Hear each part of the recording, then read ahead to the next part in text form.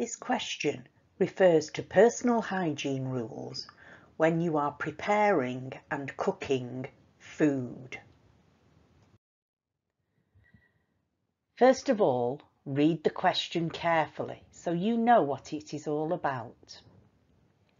This question is worth 4 marks.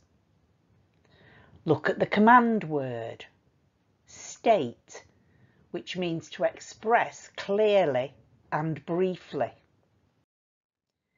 Make sure you keep your answer on topic.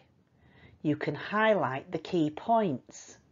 4 personal hygiene rules. People, preparing, cooking.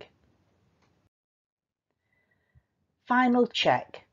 Have you covered 4 personal hygiene rules? Your final answer could look like this. 1. Wash your hands before starting to prepare food and after handling raw food and after going to the toilet. When preparing and cooking food, you must wear a clean apron. Do not cough, sneeze or spit when preparing food, and no double dipping when tasting food when cooking.